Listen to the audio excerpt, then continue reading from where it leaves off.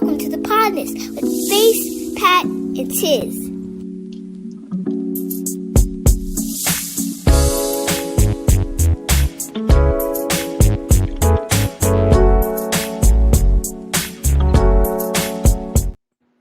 Hey, what's up, guys? Welcome to the Partners, a show with three friends separated by distance, connected by brotherhood, having weekly conversations that you can join in on. And as always, I am 1/3 of the Partners. I'm your boy Tiz, and I'm along with. it's the other third of the partners. Hey, I said it right this time, not Padawan, the partners. And I'm trying to fix this hole in my blunt. And yeah, I don't got nothing fancy. So yeah, I'm with this guy down here. He just showed up. Yeah, space Dramatic pause. in the place. I was supposed to say that. Lost an ace, but I'm still here. It's popping. What's popping, my bros? What's good? What's good? How y'all living this week, man? I actually got some sleep a little bit. Doing good. Doing good. Over 40 Doing sleep. Doing good above 40 is a blessing. I like it. Mm-hmm. Nigga, we all 40 and up now. You just the oldest 40. But we all 40. You ain't by yourself. No boy. We all in the 40 and up club. It's a beautiful place to be though. This 40 has much clarity.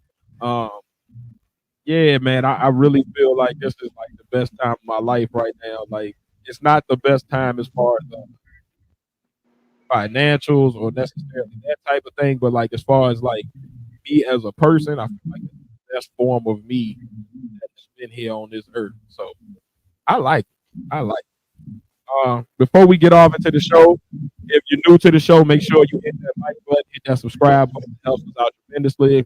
Make sure you hit the notification bell so that you can get exclusive notifications for whenever we go live, whenever we drop new content. Make sure you're the first one to get it. Please make sure you go ahead and see those social media links down at the bottom. Make sure you subscribe on all those. And if you prefer audio, you know what I'm saying? No problem. Just click off of this and go straight to our Spotify page. We are on every platform, Spotify, Apple, Google, all that good shit. So make sure that you check us out if you got time. But yeah, man, this week has been different.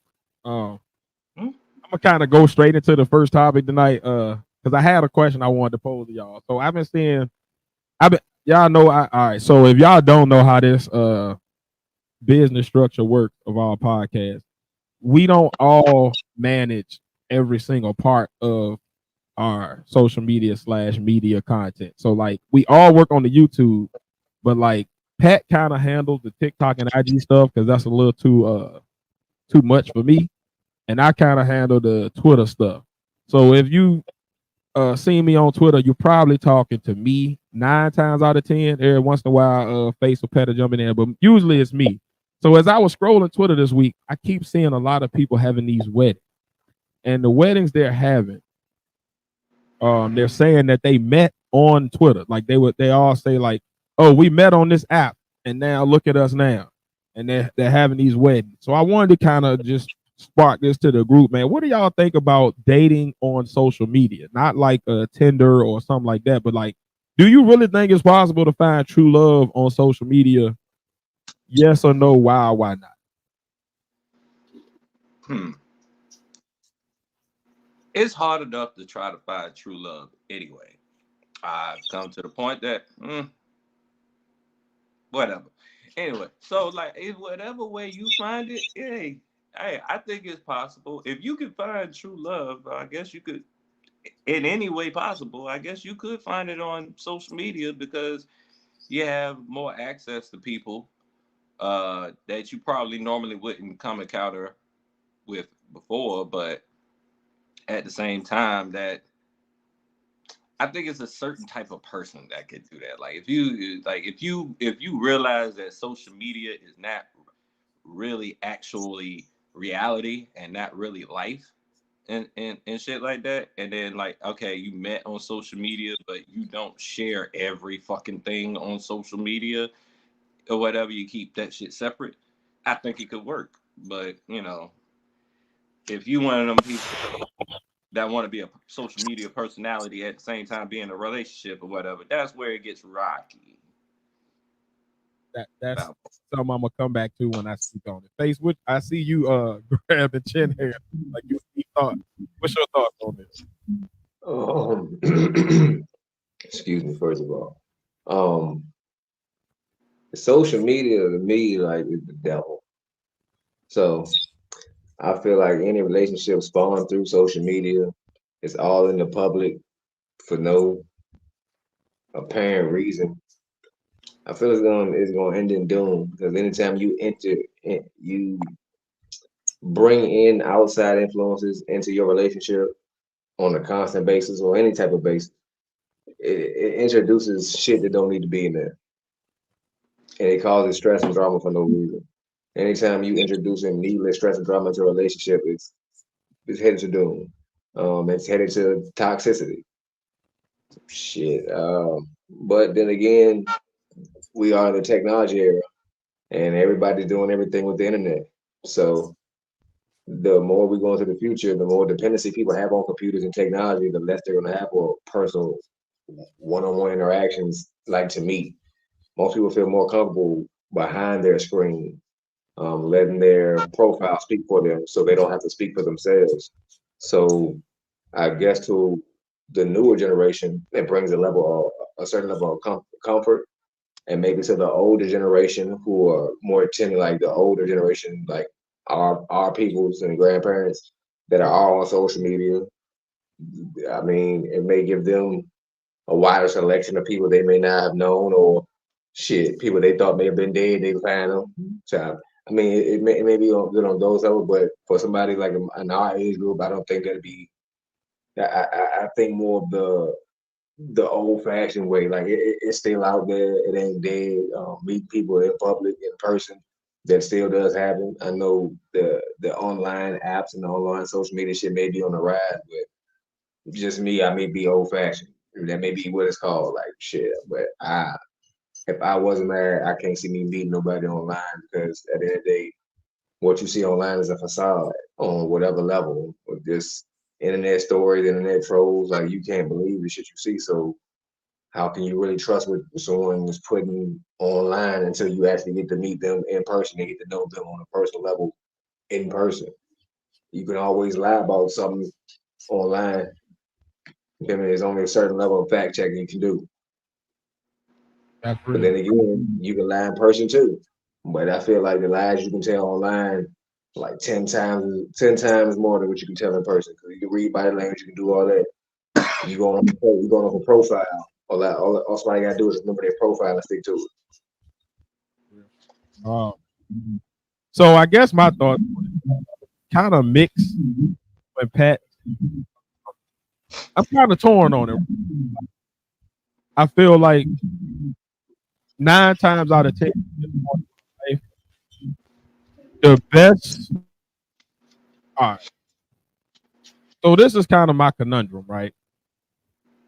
In person, I find that women are very much influenced by social media anyway. So a lot of their personas, the way they talk, the catchphrases they use, all of that is kind of geared toward what they would say on social media. It's almost like they're tweeting or dropping IG posts, but in person, if that makes sense. Like they're saying the shit that they would normally type out, but they're saying it in person. Like that's how they talk now. I guess I'm torn between two worlds. I'm torn between, there's one part of me that's like seeing these people have these weddings and like, well, maybe I could find, you know what I'm saying, my next wife or my future person like online, right? Because there are some women online that seem to, at least on their facade, their public projection, seem to be like the type of woman I'd be into. But the biggest issue I see that like I'm confused about is like, how are these people getting together in person? Most of the people that I'm meeting, it's like, you could probably be somebody I could vibe with. They live in like Texas or California or like Nebraska. Like they don't live near me. The people near me all kind of are weirdos and like the last wig queen. like the eye brushes, the the pushback forehead with the extra long baby hair, but it's grown hair, but it's fake hair. It's just too much. So I noticed like all of the ones that I'm like, all right, I could probably vibe with you. You seem like a natural person. You seem like you could be cool. They live way hella far away.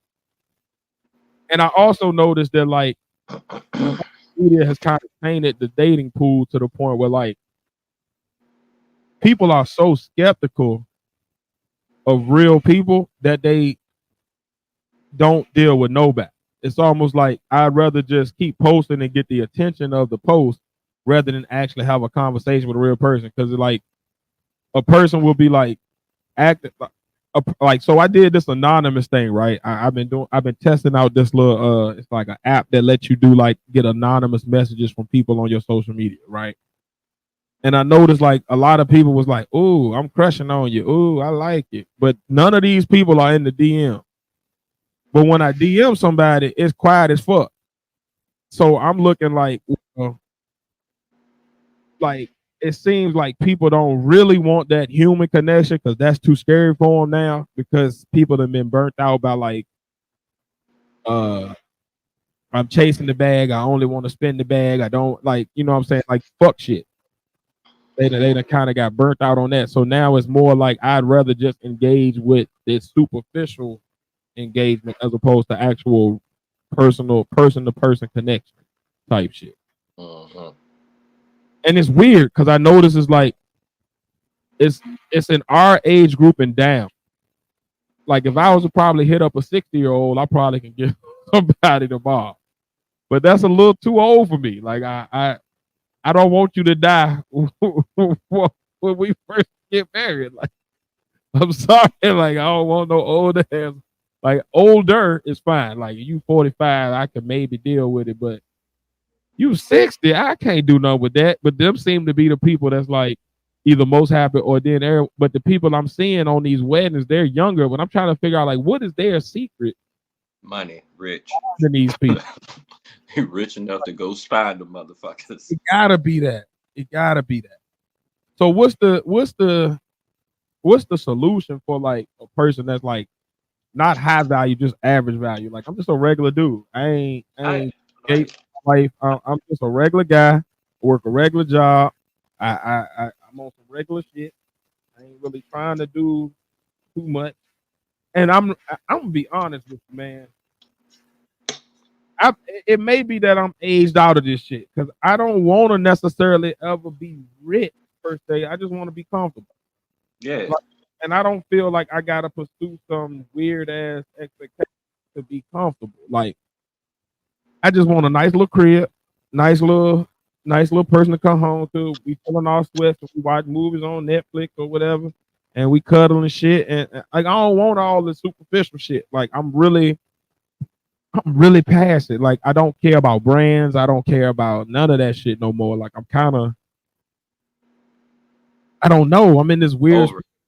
Yeah, like I really want the extra shit. I don't care about a trip to Barbados. I don't care about being in Bali to stun on people for the gram. Like whatever. Like I just want somebody that just want to have a good time together. But that's not like. But what I'm finding is like everything is so tainted by social media. Even in real life, I'm meeting people that are like still complicated effect. Like they're still trying to put up this facade for the gram or the Twitter or the Facebook or the whatever, but this is real life. Like I ain't really trying to do all that. Like I don't really need to post nothing about us. Like I just want to chill. Like at this point, if I met somebody, I'll probably give up social media and just be chilling. Like I just want to chill. Like I just want somebody to be happy with and just kick it with. Like who the fuck want to eat popcorn and just watch a good movie or like, you know, laugh at people while we eat pizza at a restaurant or, you know what I'm saying? Or like go to a music festival and just dance like ain't nobody watching type shit. Like I'm on that shit. And it's like everybody's so tainted by social media. It's really hard to find anything that's worthwhile. Everything seems to be just like surface level. You feel me? Mm-hmm. Well, Yeah, man, it seemed like that. Like that's another thing. I'm glad you said that last call. I'm gonna leave that up for a second. It's a lot of this. This is what I'm running into. It's a lot of women down for the 1-2, 1-2, a 1-2, a 1-2. You feel me? If you get what I'm going with it, they want that. Eggplant City is where they want to go, but they don't want what comes after Eggplant City. And maybe I'm a bitch ass nigga. Maybe I'm the problem. Maybe I actually want to cuddle after and actually be like a thing after. Like I ain't trying to hit it and quit it no more. Like I'm older, bro. Like I just ain't into that no more. You feel me? Like that was cute when I was 20, 19, 18. All right, yeah, we smashed this joint. Cool, I'm done. But like I want to know what your life goals are after I hit. I'm trying to talk. I'm trying to hold you in the headlock while we go to sleep and wake up tomorrow and make you breakfast type shit. You know what I'm saying? Like I'm on some other shit now. So like, yeah. Do y'all think it's possible with social media? I think it's possible, but I think with everything else is,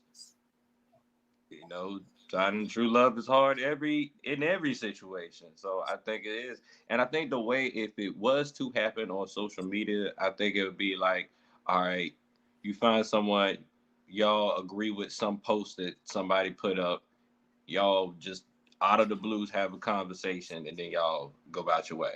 That's how I could see it actually happen or whatever. But as far as like, and then after a while, y'all like build a relationship with like just talking shit about posts and stuff like that, because that's the only other thing than that. But then maybe y'all actually hit each other deal. I would say that would probably be the normal process as far as going through social media, that I could see that you could find true love or whatever without dealing with the bullshit. But at the same time, I feel like if they're willing to meet up with you real quick, that's a one and done. If it's been a while and y'all really just been talking or whatever, it's like it's not an easy bake oven thing. It's a you're gonna have to prepare the ingredients and put it together, just like with any other situation or whatever. Gotta preheat that thing. Yeah. So, and I gotta travel because like this is my conundrum, right? I've met a couple of ladies that like I could see myself being with long term, right? But they all in the DM, so it's just DM talk. But they far as fuck away. Like I would have to actually like plan a trip, go out there, and then somebody gonna end up having to move to actually make the shit work. You feel me? Like it's not gonna work. I can't do a long distance relationship. I've never been built for it. I tried it when I was like maybe 18. Face, you remember what's the girl named Kat from DC when we went on that church trip? Like I tried it then. This shit don't work for me every day. Attend like I'm a weird nigga. Like I ain't with. Like I'm probably one of the few niggas that be like, I like affection. I like to cuddle. I like to hold hands. I like to be able to take a walk when I want to. I like to be able to talk shit. Like I'm into that type of thing. I actually enjoy being intimate, not necessarily just the sex piece, but just like all of the other shit too. Like I want to hang out. I want to actually like have the same sense of humor and laugh and joke together. You feel me? But them girls, like all them women, are all far as fuck away. So it's like as soon as I find that out, it's like, oh, I'm gonna back the fuck off because I see this shit ain't gonna work, and I can't ask you to uproot your whole life to come here, and I damn sure ain't uproot my whole life to go there. So yeah, but I feel that's a waste of fucking time. What, long distance? Yeah. Yeah, that's what long distance is like the only time where I feel it's not a waste of time is like if the relationship started when y'all was close and for some reason it had to become long distance, but it's not long distance permanently. It's like a temporary thing.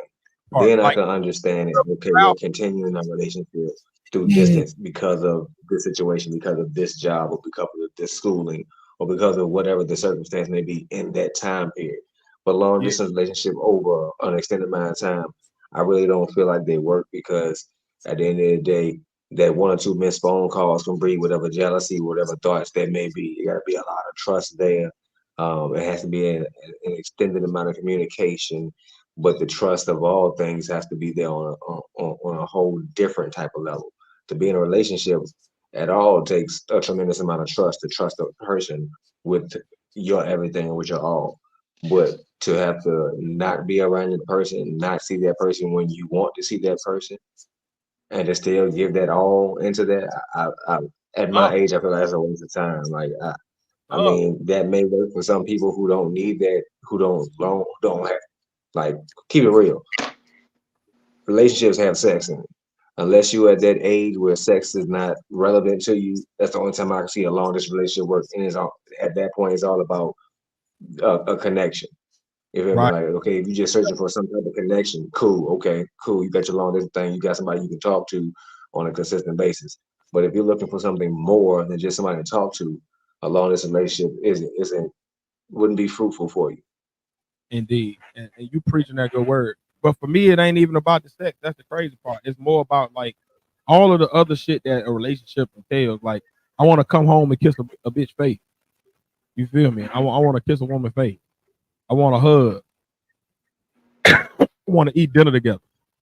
I want to But talk. I mean, all talk- that, like I- everything affectionate, I consider like sexual.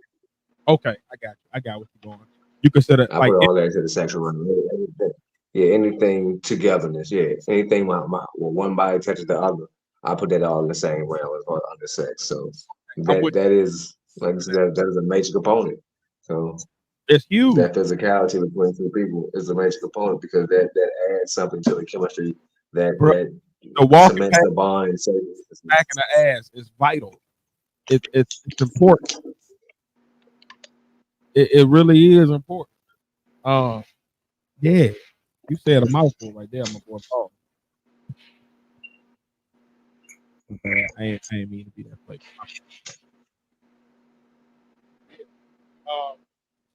When we talking about this, it leads me to kind of our next topic, kind of organically. When y'all look about men versus women, do you think that drives a further edge between black men and women these days, or does it have to open need? Speaking into the mic. I was saying, Shut up, face. yeah. I was trying to figure out what way I could say it without face. What I was saying is like that conversation kind of leads me to my next one of just like when we talk about the content on social media, right? A lot of it these days is dealing with excuse me, men and women's relationship. It's dealing with black men and black women. And it's kind of geared toward like excuse me, black men want this, black women want this, right? Do you think that type of content drives a wedge between black men and women, or do you think it just leads to needed conversations that we kind of have to break through in order to come back together? All right. So, because I realized something about myself or whatever, because or whatever. To me now, in my perception, it looks like it's a bit half and half. Like it brings up conversation that I like. If I see certain things, sometimes it'll bring a conversation that I don't think that people been brave enough to say Come on now. in general. Mhm. But at the same time, everything needs moderation, and that's the problem with social media and the internet. There's no way, unless you just get away from your phone for a couple of hours, there's no way to moderate through that, and it's easy for you to get like pause, fall into the rabbit hole, so to Right, speak. right. For it sometimes for hours on end, if you don't, I mean, if you got a day off, pretty much, and then after a while, if you consume that amount of media and just consume that amount of visuals and or whatever, it can go ahead and actually skew the way you think about certain things. I have to catch myself from time to time.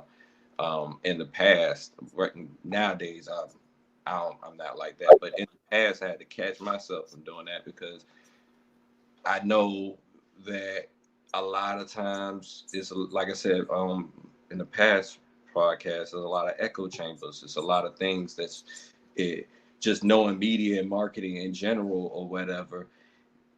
It's all built on.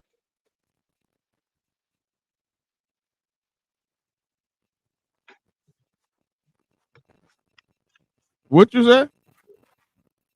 You muted yourself or something. I don't know what happened, but I can't hear nothing you saying. It was all built on media, and then something. I don't know what you did, but you was completely normal, and then you just clicked out, and you was making a good ass point. Yeah, we can't hear you. Check your audio setting. Face, while he fixing that, what do you think about this? Does it drive away together for good conversation? I concur with Pat when he said it. I feel it's mutual, like 50-50 on on some content. But to further that, it's all about who's on the panel as well. If you have anybody on either side that's truly scorned or bitter, the conversation is not going to be a real conversation. It's going to need to be more of an argument. That does nothing but breed more competition and create further wedges where there should be more mending. When you have parties who are open for discussion and open to hear each other equally, then yeah, there's conversations that need to be heard. They're willing to, like Pat said, be brave enough to say things that in other circumstances and other circles they wouldn't be saying. But being there, they're there with the opposite sex and they know they have an open ear. They're willing to bring certain conversations to the table. Certain things breed new ideas. Certain things rehash old ideas or old views or I can say old fashioned ways. The competition and the wedge is where I have the big issue myself because I don't see how it can be ever really competition between a man and a woman in a relationship. There should never be. If you're competing with your spouse or competing with your mate, that right there is the wrong thing. You shouldn't be competing with each other. You should be competing with everything else with each other, like not against, but with. You're a tandem now. You're a team, tag team. The only successful tag teams I ever knew in any sports work as a unit, not as one and one, but one together as one. But that's a good word. The conversations are also being held by a certain generation. I see more of the mid 30s to early 40s having the deep conversations where you have the more open mindedness and both parties are getting really passionate. But then you have the conversations where you have the younger generations, and I see more of how can I say a new view as far as the get your money girls and the boss chicks and their perspective on how they view things. But in these same conversations, you bring in the older generation as well to try to give a different view and try to bring light to what they're saying, and not so much bring light to what they're saying, but try to get a better understanding of them and try to have them understand something on their side as well. Those are where I see more arguments because neither side is willing to budge. You have a generation and the younger generation who, as we all know, we were younger at one time. We thought we knew everything, but with age comes wisdom. And I feel the ones who are older are not willing to at least be open enough to listen to the younger generation and see where they're coming from. It's only where we meet in the middle where we can find that true line of what should be done. No generation truly knows what's right because every generation fucks up. If we all learn from each other, men, women, and each generation, I found there to be a true medium found, but it's hard enough to work with each other as men or as women. To try to come to a medium together, that's one of the hardest things up here. That's why a lot of arguments come about. So You know what I think? The way I've been, at least my perspective on it is, what I see is a lot of people knowing what the right answers are, right? So like there's men who see what women are saying. There's women who see what men are saying. But the problem is social media has gotten us so stuck on like if we say something that goes against the popular crowd, then we get ridiculed or like clowned, and people aren't willing to stand on their square and actually like stand 10 toes on what they really believe. So they'll rather go along with the crowd just to make sure that they save face as opposed to like actually stand on what they believe. So for example, most women know men don't really care about BBLs and fake bodies and fake eyelashes and fake hair. Like that's not something that we are asking for. But because there's a loud ass echo chamber, like you used earlier, of women that really support that because they're insecure in whatever they look like without it. They're insecure in what men may think of them if they don't get the BBL. They're insecure because some man has hurt them and like treated them like shit because of their bodies or their face, whatever. They would rather go with the popular opinion that's on social media rather than actually stand on, you know what, I could just be myself and get a guy that appreciates it. And vice versa. Like men are so stuck on like trying not to look soft um or look like they're less than because they don't realize manhood. You can be a person that's caring and still be a man. They're like, well, I gotta look hard, so I can't tell a woman that she's beautiful, or I can't do these romantic things, or I can't be the less like I can't be the person that makes less in the relationship because if I do, these things have been drilled in me through social media that if I do, then I'm not a man. But that's not real manhood. Like that's not real womanhood. It's like, and I think it does have an age range. I think you're right about that. I do think that like 40 and up, social media is more willing to hear the other side and attempt to apply it.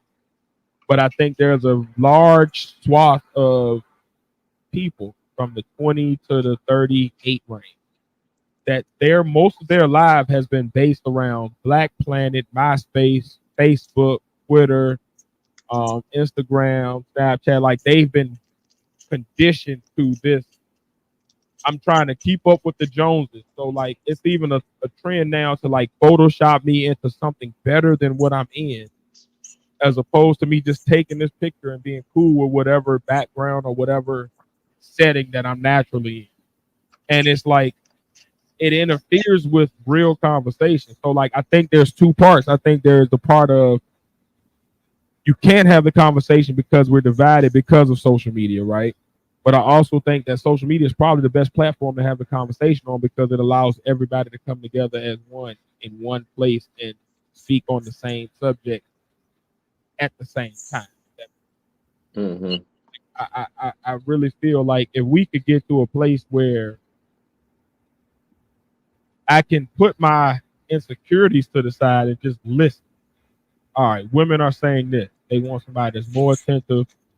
They want somebody that can actually lead. Cool.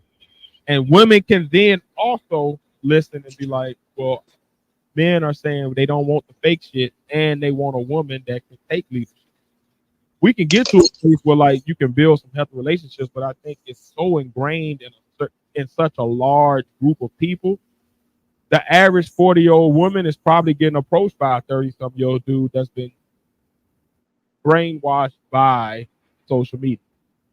So the average dude approaching her is coming to her with a social media mindset, not a mindset of like actual growth or like I want to be a real man for you. I want to be what this social media has told me a man. And the average woman, at least in my experience, my average woman that's approaching me is 30 something, 20 something. You're also indoctrinated to the same things of like you want to wear these wigs and you want to wear these. do these things that are not actually appealing to men.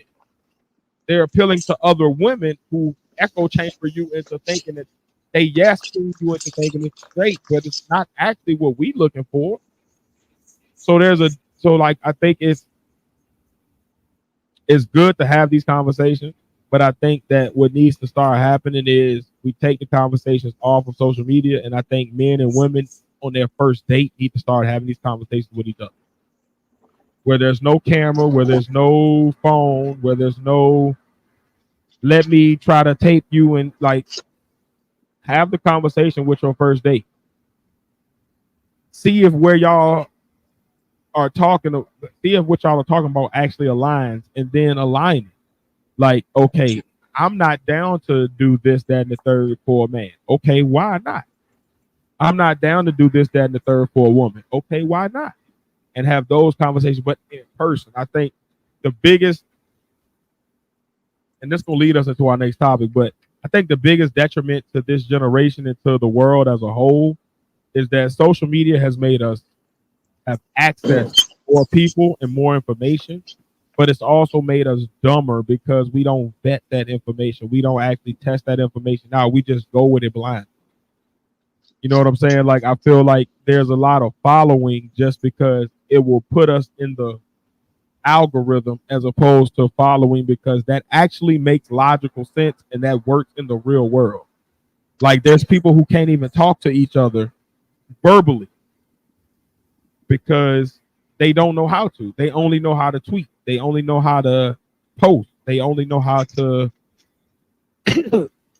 give their opinion based on what the algorithm says is trending. Like, it's to the point now where you can't even go eat breakfast or dinner or lunch in a restaurant without a full dance break happening because of trends.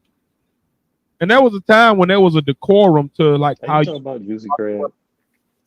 You were talking about Juicy Crab, but like you look online and you see like these niggas at brunch and this bitch is back flipping down the aisle doing splits because she done seen a dance trend and she got to prove that she can dance. Like, why are we so stuck on like I don't need a TikTok right now while I'm trying to eat? Ma'am, you are back flipping across my motherfucking salmon. More people have empty lives than we think. You are crumping over my goddamn biscuit. Like that. Like, be a normal human being. Have a just a moment. Can I be openly honest? Man, this is partners. You could be openly honest at any time, my boy. I don't like dates. I never like dates. You know what? I never did. Ever. If we go out and we just add some context to that in a minute, because I second your motion, but in a different way. Like, all right, if we chilling out and we're just looking at it like, all right, I already been talking to it this whole we cool, we just chilling out and we're just doing some stuff or whatever, that's cool. But as far as a formal date, fuck no. Everything about the damn date is like nothing about that is fun to me. Period. And now you want me to do this for somebody that I just met. And I don't know if she gonna even like my ass after. Nothing about the date just sounds like an appealing thing to me. Like, so nah, you want to chill? We can chill. We can go out. We can do fun things. But as far as that formal date stuff, man, we gotta put in some points first. Like that shit is dead to me. That shit been dead to me. I'm about to rant to. I'm about to spend. I'm about to spend money to do all my other shit that I got to go through the week. Now I got to say spend this money to go get gas, go get you, go get you. Then we go to wherever we going, feed you. Then after I feed you, I gotta go somewhere to entertain you. Right? Now mind you, if I'm cool with you, I don't mind this. I'm not even thinking about the price or whatever.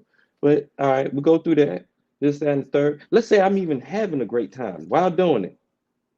Now, anytime there's a date involved, I'm apprehensive, pretty much, or whatever. But Then we go through that, and then for some reason we don't click. I say to myself, all right, so how many times am I going to do this to see Keep going. Keep going. Keep going. that, like how many times I got to do this to see if this is going to work? No, I just don't know. And it's always something.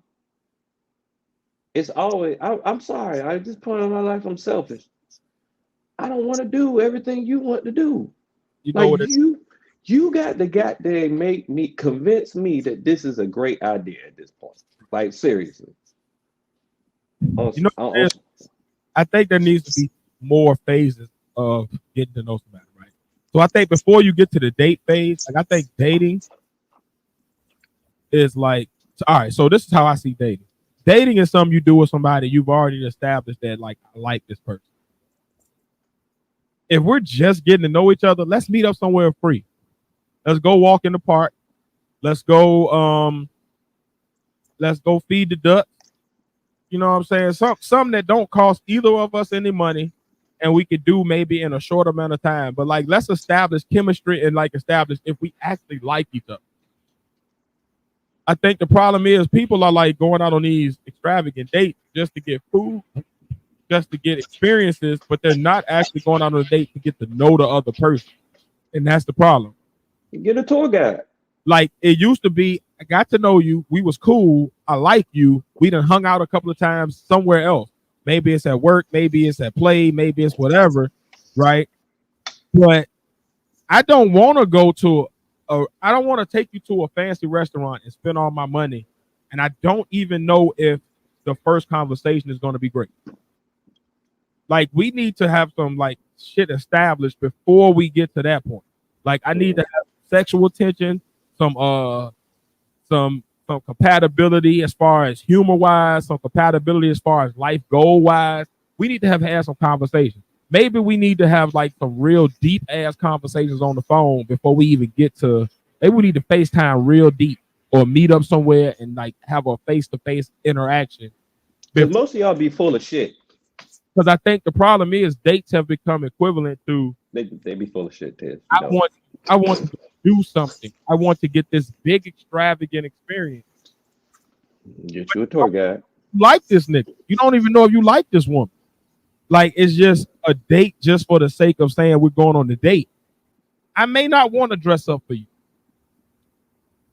I need to know if you even on my page. Like I want to know, like, are we actually going to be together after this before I even get to the point of I want to take you somewhere? How do I know that I want to be seen in public with you if I've never really established a bond with you to know like who you are as a person, whether or not you like the same shit I like, whether or not you have the same morals I have? Like and I think that what's been called a date is now something that's financial as opposed to like actually chilling. Like it used to be a date was we would go Transactional. we would just have a good time together. And that could be it's a free music festival in the park. We go hang out there and talk while we chilling. We sit on a blanket and connect. But now I think the problem is dates have become this thing that's like it has to be a monetary value put on it before the date even happens. Like I need to go to Nobu tonight to eat this, that, and but why? No, boo. No, boo. No. We don't You're even not my know. boo for you to get no boo. That's what I'm like. I think dates should be reserved for when we in the talking phase. Like we've already established. No boo. We already established that we're sexually attracted to each other. We've already established that we have a connection mentally, emotionally. Like we are on the same page in all areas, and then we go on a date together. Boo. Actually fulfill that thing. Like to me, the date should be like, and this may be stupid, and I'm cool with people in the comments calling me stupid, but to me, I think it should go like this: I meet you, we cool. Let's hang out a couple of times, not on a date. Like you come to my crib, I come to your crib, we go to somewhere neutral, whatever the case may be, but neither one of us is having to spend any money. We're just literally talking, getting to know each other, seeing if we vibe, seeing what the energy is, seeing what things we align on are, seeing if like, all right, after this moment, I would like to hang out with. Because a lot of times, I think the issue is we're going on dates and we have no idea what we're walking into. You don't know if this man is a good man for you, woman. You don't know if this woman is a good woman for you, man. You just kind of going into it blindly and trying to figure it out on the date. But now you spend all this money, and if the date don't work out, now one party feels let down. Me, I be that party. Usually it is the man, just because of the fact that if things don't work out on the first date, we've spent money. How am I getting to that though? I got you. When I meet a woman, let's talk. Let's literally have phone conversation until we go to sleep type shit. Like, let's take it back to the old school when we was in high school. Like, hey, how you chilling? We good? Like, let's have these long conversations for a few nights. Let's really dig into that. Then let's meet up in person and do something that's not officially a date, but we hanging out. Let's go to, like, again, like I'm simple. Let's go to the park and feed the ducks and take a walk. We can see if the physical chemistry is there. We can see if the mental chemistry is there. We can see if we align on certain ideals. We can continue the deep conversations that we've started on the phone when we weren't actually in the same physical space. We can see if you want to touch me, if I want to touch you. Cool. Then we go on a date. Now we've established all that. Now I know you like me. I know I like you. I know that there are some things that we align on. Everything is there. So then if the date goes well, if the date all of a sudden falls off at that point, then that means that something was wrong on the first few steps. But I think we're skipping steps. We're going straight to the first date without any vetting process. There's no, I know this woman is somebody that I want to spend time with. I know this man is somebody I want to spend time with. Like, what's wrong with just having a conversation first and just really vibing out and just like asking those tough questions that we don't always want to? I think the first thing that in my opinion, and this is my humble opinion, I'm not saying I'm a love guru or nothing like that. I don't know. I ain't got all the answers, right? You can call it a date, right? If you want to. But what I'm saying is what's become called a date isn't those steps. It's become a date is me taking you to a fancy place where I spend a lot of money and you being happy with that. And hopefully we get along to the point where we want to see each other out. I think it should be some steps before that. I think it should be we're just chilling. There's no pressure. If you don't like me after this moment, after this conversation, cool, we done. If I don't like you after this conversation, we done. I have a mean vetting process. Or either, because it could be the woman is the rich woman, right? Like I'm not trying to assign no gender roles or none of that to it. I'm just saying, like, say the woman is the rich one and she wants to take a man out, right? Before she take a man out, have those phone conversations, have those FaceTime conversations, have those chill sessions where we're somewhere neutral, where it don't got to be in nobody's crib. It don't have to be like, oh, I'm letting you into my personal space. We both at a place that don't neither one of us necessarily feel the most comfortable at, but we're able to have these conversations and test out the water, see if chemistry is there, see if we are logically bound, see if we're emotionally bound, see if we're socially able to get along, see if we actually like the same shit. Like, that has to be a step before we go on the first date. To me, the first date, official date, where I'm taking you to somewhere where I've invested money into you on either side, even if we split the bill, it's still money being spent by both parties or one party, whatever the case. Before money is being spent, let's see if it's worth it. Because if not, then we can save each other both some money and time and go ahead about our business. But if we go straight to, I meet you, think you're cute, you think I'm cute, cool. We set up the first date. Now everything is built on this first date. I may have, as a man, that's taxing, because the man is usually expected to handle the expenses of the first date. That's just how I was brought up. Which means I'm now spending this extravagant amount of money, and it may not be extravagant to the woman, but it may be breaking my bank. It may be like I'm putting something I could have put in the savings on you, and I don't even know if we like each other. I just know we think each other are attractive. I think a lot of people are attractive. I don't want to date everybody. There's hella women that I think are beautiful, and I still would not talk to them. I wouldn't go with Amen. them. I wouldn't hang out with them. I wouldn't want to chill with them. I wouldn't want them past the picture. It's just the picture is nice. And I'm assuming that women have the same type of vibe of like there's men that like look good to them, but that don't necessarily mean they want to hang out with them or spend time with them or give them their cootie. Like we can't just keep giving up dick and cootie to people that just because they spent a bag. Like the bag can't be the determining factor. It got to be some shit before we get to the bag. Do I like you as a person? Do I want to care for you? Does something about you make me want to do more than what I've done for my homies? Because I got hella homies and I wouldn't take them nowhere. If we go somewhere, they spend their own bread. And they're beautiful. But I wouldn't fuck with them. You're a whore, man. You're crazy, man. You're not the type of woman that I would ever even consider. Like, I got a son. I got a whole ass child. I wouldn't even consider introducing you to my child. Because you're nuts. But I won't know that if I don't hang out with you before we get there. You see what I'm saying?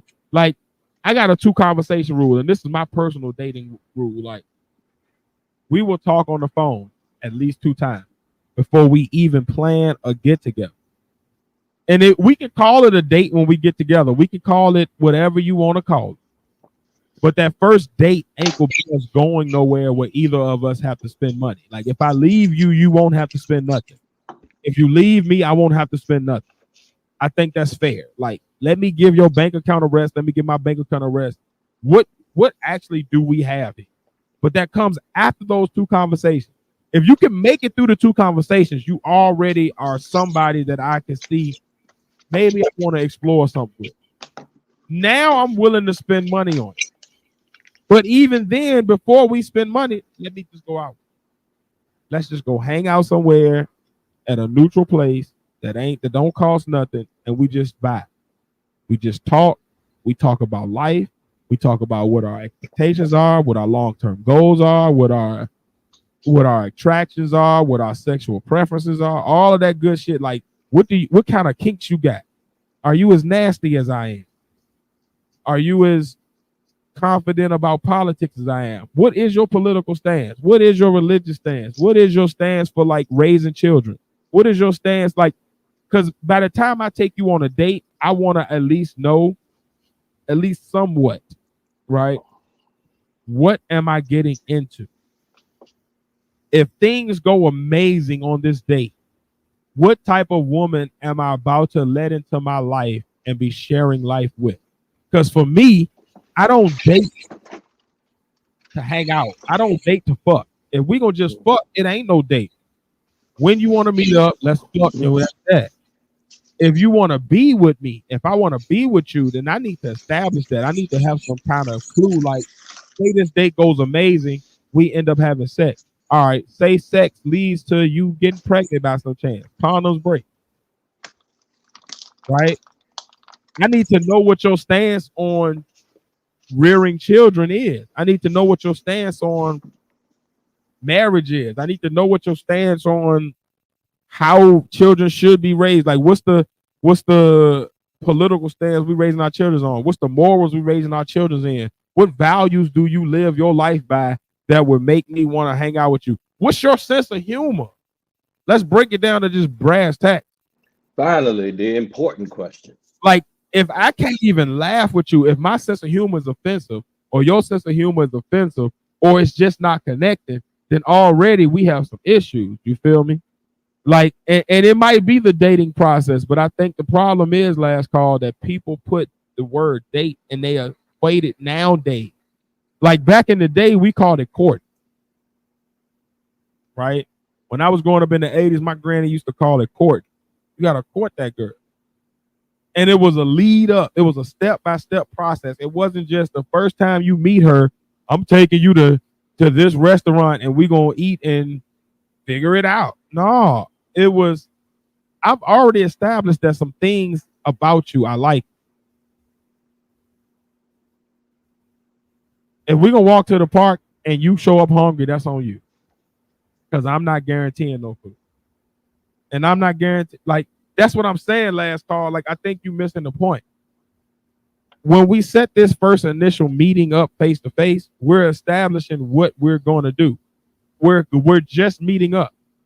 We're just seeing each other face to face. It ain't nothing else. You feel me? Like, I'm not about to say I'm about to feed you, and you're not about to feed me. We're gonna eat before we get there. Like, we both grown ass people. I'm 40, dude.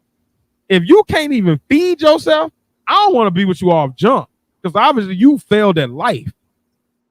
If you can't even get a meal before I see you, the fuck is wrong with you? You don't got a job? You don't have food in your house? That tells me a lot about you off jump. So already, second conversation, I'm done. But for me, first and second conversation tell a lot. First conversation is like, hey, how you doing? What are we going through? Like, what made you like me? What made me like you?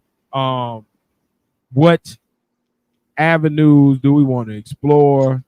Are you actually liking me, or is it just some attraction shit? What are your goals? What are your morals? All right. The second conversation is kind of building upon that and like establishing, okay, is what you said actually really you? Right? Mhm. Third conversation is let's plan our date, right?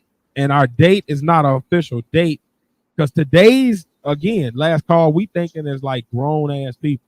I'm telling you what the average person in the dating market is thinking. When you say you going on a date with somebody, they're thinking you're taking them to somewhere impressive where they need to dress up and it's money being spent. I'm gonna just be real with you. That's just the common thing. That's just what it is these days. Women have an expectation now of, if you say you're taking them on a date, they're expecting you to be paying for something. I don't know. He kind of bounced out. We wait on him to come back. But for me, we gotta go through some vetting process.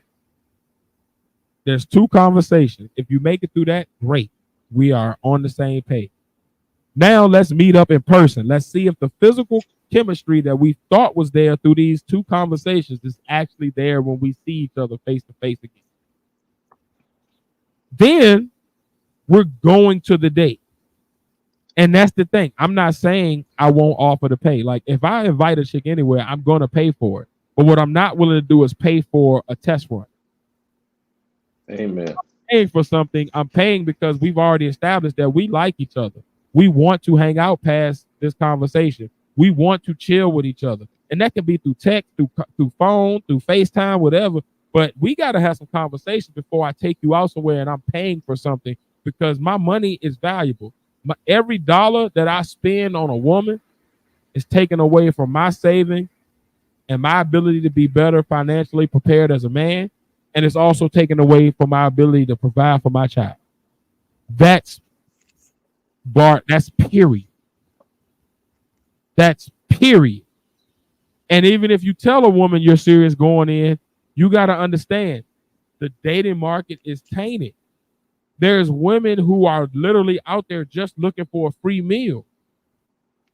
And you can tell that through the first two conversations. You have two conversations with a woman, usually they're going to say something to let you know it's a red flag for what you believe in as a man.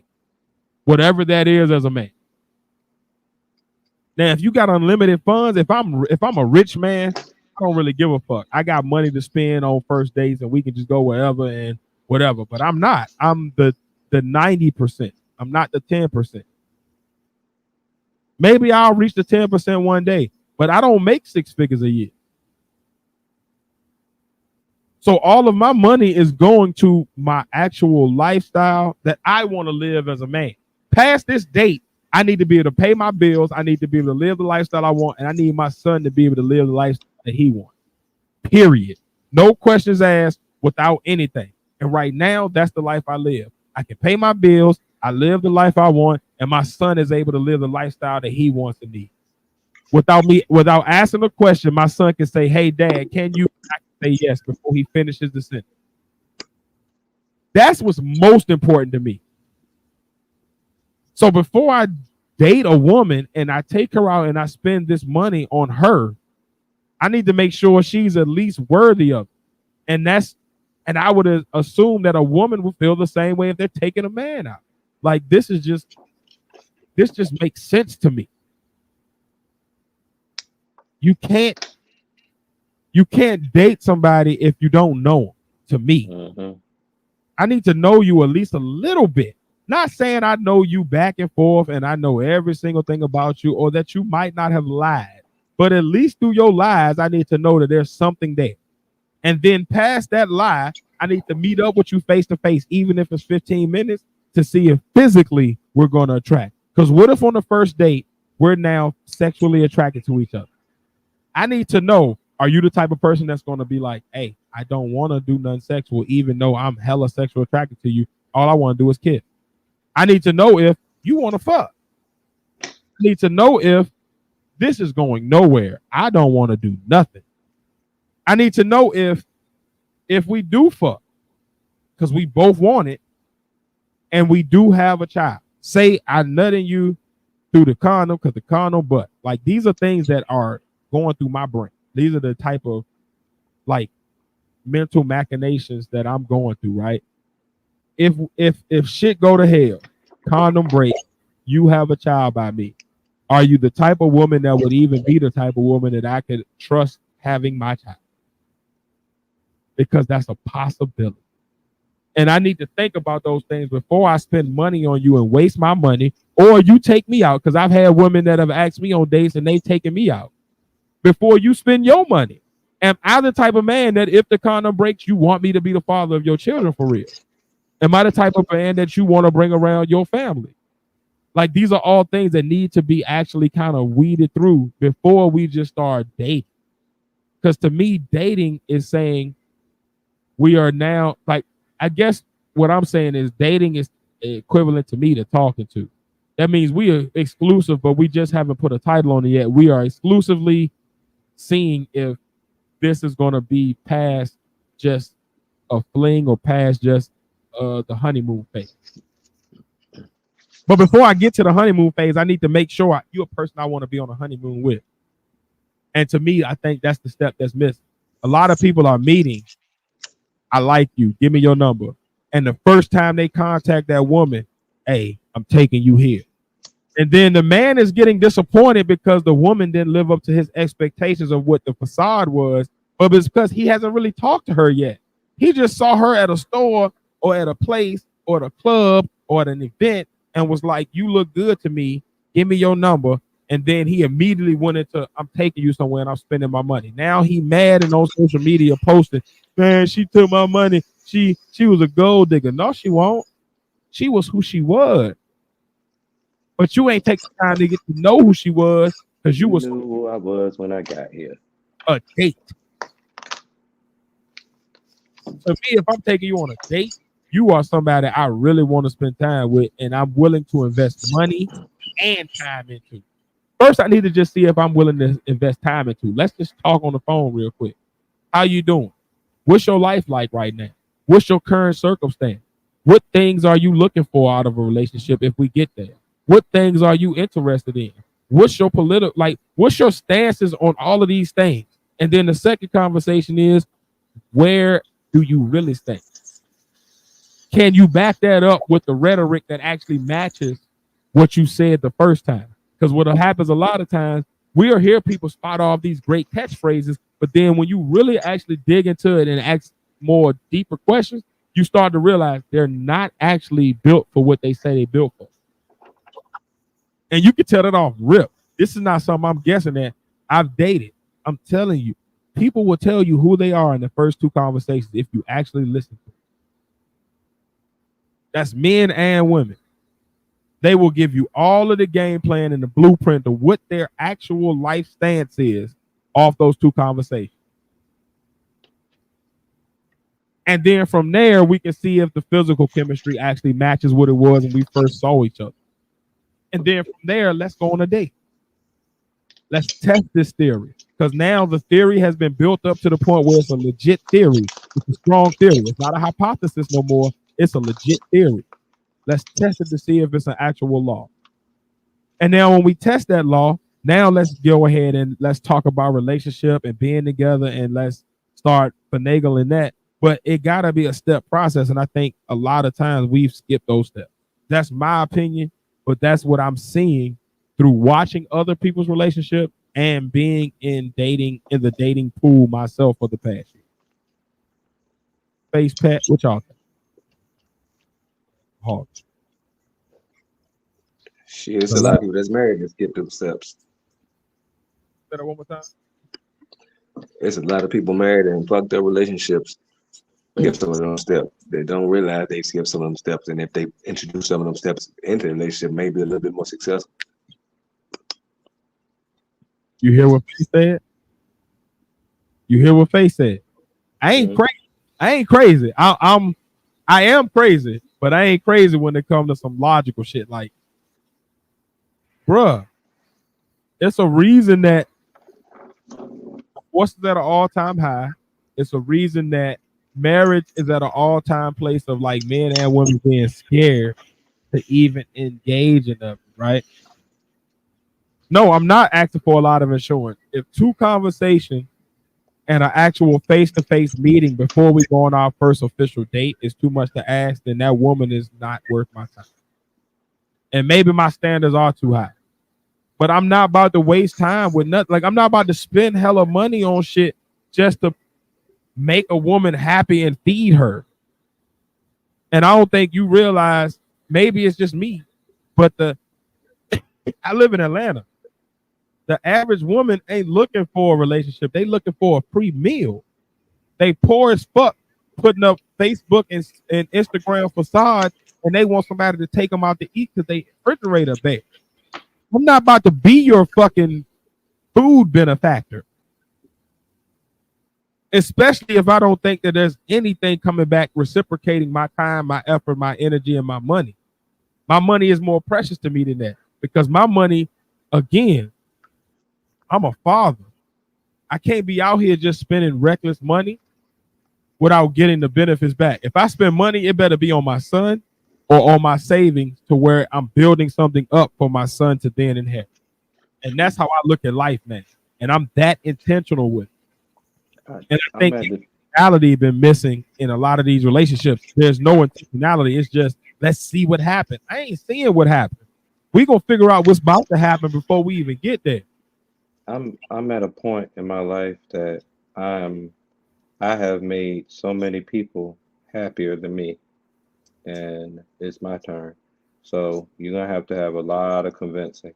I have my vetting process is way too extreme, because first of all, I don't like people anyway. You know how hard it is to like someone? Bruh. Really, I don't like you. Like my majority of my friends that I haven't met, we didn't like each other at first, and then we gradually joked each other into like, you know what, that was funny. Yeah, you funny. Hated each other. Like, and then over time, we built a cool enough friendship to make it a relationship, to make it a date, to make it a then we go together. Like, it wasn't just like off the rip. Like, it's like this instant gratification of you get that like on Instagram and social media. It has poisoned people's minds so much that they think that just because you talk to them or they talk to you, you should automatically like them. And I don't. I'm wondering why you even in my force field in the first place. Like, why are you so fucking close? And that's man or woman. Pretty or ugly. Like, why are you so close? I don't care, because I've met a lot of pretty motherfuckers with ugly ass hearts, and vice versa. And that's exactly what I'm saying, Pat. Like, I hear you last call. You saying if you run into her and you meet her at a party, you gonna meet her on the go, and then like, let's get a coffee or some bitch. But guess what? That $2 to $5, because coffee ain't no longer. Matter of fact, let me not even start at $2. Coffee ain't no longer $2. It used to be. That was a cheap ass date. $3.50 is cheap. Coffee started damn near $5. But thanks to Starbucks. If you want more than one cup, you might have to pay more than that. You don't realize that $5 is $5 I could have given to my son. And that's how I look at money. Like money for me is not something that I just throw around.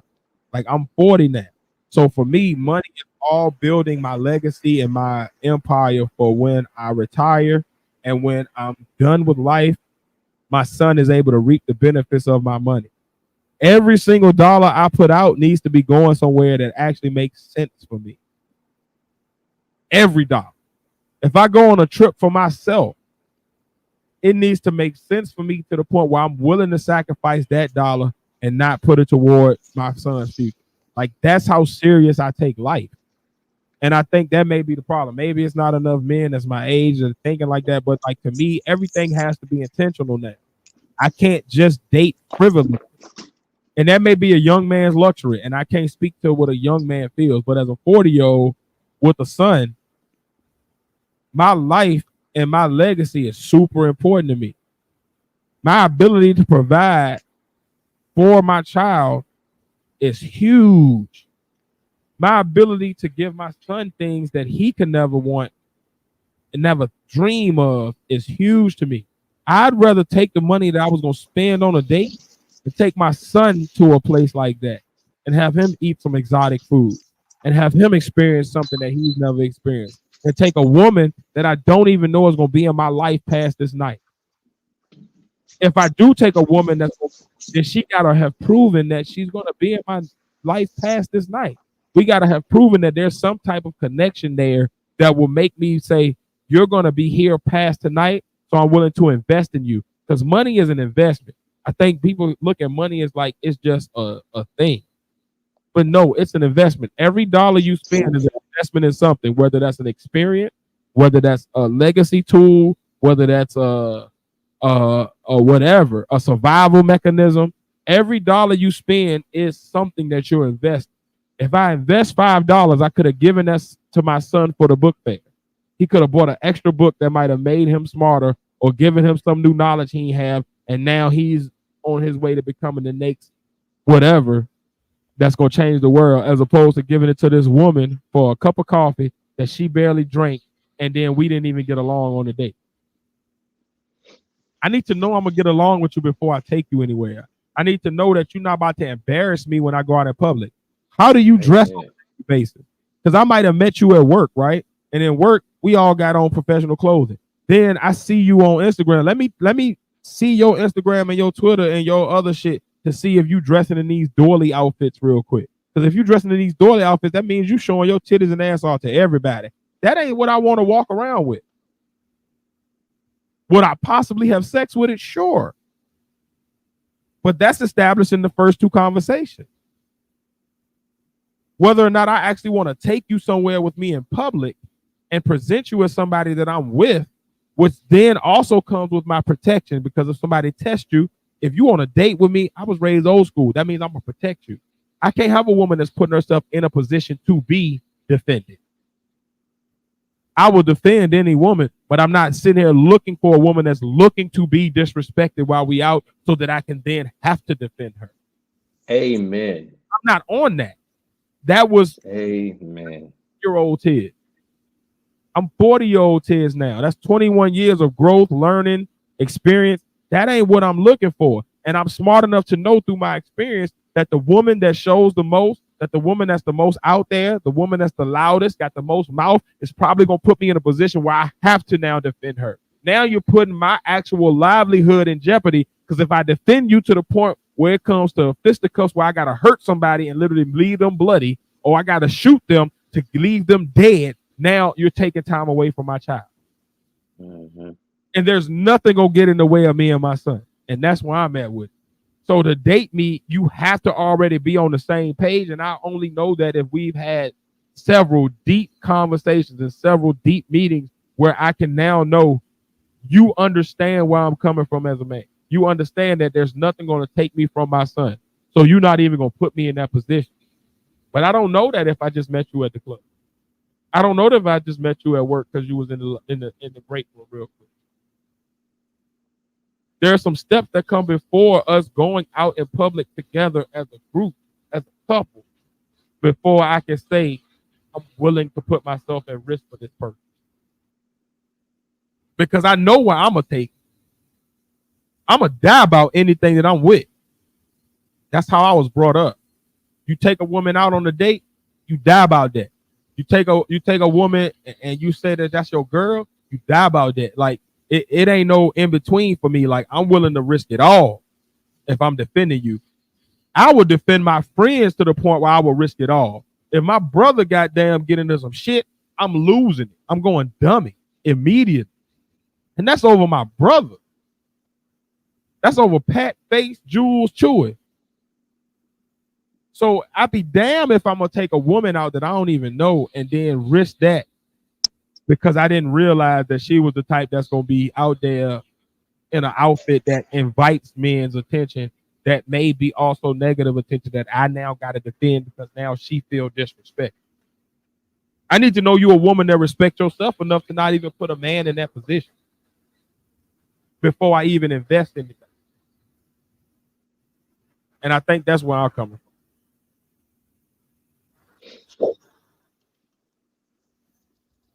I agree. I agree. I really do. But and at the same time, I ain't stressing it no more. Pretty much, whoever comes along, comes along. I'm at the point where I'm prepared to be alone before I sacrifice giving out my dick and time on my money. Somebody ain't with. All I have is my peace. Why alone and by myself before I invest that type of energy into anything? For any woman say, "Oh yeah, I got his dick for free." No, you didn't. Or any woman can say, "Well, I got a bag out of." No, you didn't. We gonna invest together. But I also think it's a generational thing, which leads me to my next thought. Is this generation of children better off or worse than off?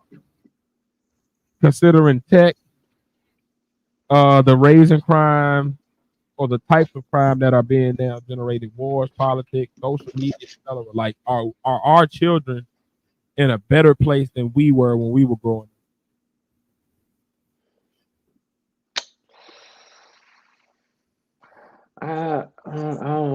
I'm going to just fall back on this one because I don't have children, but from my side of it, mhm, they got a lot of nice things. Come on. Yep. They have a lot of nice things, a lot of things we could only dream about in our childhood. But as far as like, it's a lot of handicaps. It's a lot of, it's a lot of calculators being used when you're not supposed to use calculators in situations, in life situations or Right. whatever. So it's a lot of I want instant gratification, and you don't realize shit takes time. I mean, that's it with any child and everything, but it seems like that's everyone, like all of them. It's a hive mind type thing. That boy, you hit it on the head. As a parent, and Face, you can chime in on this for sure because you are a parent more than me because you have more I'm a children. good uncle. I will say this, and I'll leave it to Face to kind of elaborate or expound upon. I think that the biggest issue with today's children is they have more access to things, right? Which is a good thing in the fact that they have more access to knowledge, easier for them to gain information that can grow their brain, right? But it's also easier for them to access things that are not necessarily meant for a child's brain to process yet. And I think we forget that there are developmental stages for a reason. Like the things that I was able to process at 8, no matter how intelligent, like my IQ is through the roof. I'm in the 150. Not quite a genius, but I'm up there. But even at as an 8-year-old, the things I was able to process as an 8-year-old is not the same things that I should have been processing as an 8-year-old because my brain was not fully developed to the point where I should have been able to even have a thought on these things, much less form an opinion on it. And that has affected me throughout life. And I think now all of our kids are so bombarded when you put them on social media early and you put them on certain TV shows early and certain media forms early, and you expose them to certain things that you and their mother or their their other parent are doing early, that they're having to process things that their brains are not actually meant to have to process. Kids be kids. My son doesn't like. I don't let my son on social media unless I'm the one controlling it and I'm showing him something that is actually developmentally appropriate for his age range. That makes sense. Like my son doesn't have a YouTube account. He doesn't have a TikTok. He doesn't have an Instagram. He knows what those things are because he's them through his friends. You can't stop that. But as his first teacher, it's my job to create a barrier and a safe space to where he doesn't have to process things that are not meant for him yet. To where he can just process child things and learn and grow and develop as a child should in steps. Now, when he's 16, the conversations I have with him now are not going to be the same. But the conversations I have with him as an 8-year-old and the things that he's exposed to as an 8-year-old are developmentally appropriate. My son thinks that Roblox is controversial. He should be as an 8-year-old. He shouldn't be having to process, why is this character on this video game having sex? The games that I play are not the games that he sees. If he sees me playing anything, it's something like Madden or something where it's a sport where it's nothing there that can be that, daddy. Well, why are they doing that, daddy? Like there's questions that he shouldn't have to ask me at 8 years old. And I take pride in that. Now, if he comes home with something that somebody told him in class, we have the appropriate conversation with him and we keep the age appropriate definitions and understandings of that thing. Like my son has asked me where children come from before. That's a normal child thing. But he also doesn't know to go stick his penis in some girl at 8 years old. He knows that there's a thing called a uterus. There's things called, like he knows scientific terms, but he doesn't know, let me go put this in a woman right now, and that's going to make me feel good and her feel good, and a baby could come. Like he doesn't understand that because that's not for him to know at 8. Conversation for a pubescent male who may be about to start having sex, not a young man who still doesn't even really care about girls because he's more interested in Ninja Turtles and shit. He cares more about flying drones and playing Minecraft than he does about, like, there has to be a barrier of some kind for children, in my opinion. And I think that children these days, their problem is they're being raised by tablets. Parents are putting kids on technology and leaving them to their own devices without being there with them to guide them through what they're seeing, what information is coming in. There's no parental barrier or teaching there to like explain to them what that is. So the kids are forming their own opinions, and it's making them a worse generation of children because they're over these prank videos they've seen on YouTube and thinking that's okay when socially that will get you knocked the fuck out. Oh yes, Lord. They're going off exactly what you're talking about. They're going off of the busted challenge as opposed to understanding that this is not something that a woman should do until they're a grown woman. Not you at a 4-year-old young girl sitting there twerking in your class. That's not developmentally appropriate. But that's my take on it. Face Pat, y'all got the food. Oh yes. I have something to say. I feel like the kids these days have a lot of advantages, but the more advantages they have, it handicaps them and makes it a disadvantage for them at the end of the day. Sure, you have a lot of technology. You can find out anything at the drop of a dime. But being information is that easy to attain, you're not retaining that information either. When you have to study for something and learn it the hard way, things are a lot more concrete to you. Those life lessons are a lot more valuable. The generation growing up, or the kids growing up these days, as I say, the life lessons they're learning are through devices, and they're not true life lessons, they're computer lessons. you're missing valuable in-person things, in-person skills, social skills. These online social skills you're getting, you're not really those not really Not real social social skills. skills. Yeah. The shit you'll say online to somebody is not some shit you're gonna say in person. Some shit somebody will type fuck you to, is some shit somebody will punch you in the face to. Kids these days are spoiled by parents in our generation because a lot of parents are trying to make up for what their parents didn't do to them, the lack thereof. But That whole you got to word. realize Can you you're not your parent. can you just say that phrase one more time? A lot of parents these days are over spoiling their kids or trying to overdo for their kids to try to make up for what their parents didn't do for them. But you got to realize you're not your parent. Mm-hmm. You don't have to undo the mistakes that your parents did for you. Learn from them and see what not to do. But the things that your parents did right, still instill those same lessons. But a lot of parents these days, they forget the good lessons, remember the bad, and just try not to repeat the bad. But along the way, you fall short of teaching your children lessons by just trying to fulfill all their wants. No needs are being met, no lessons are being taught.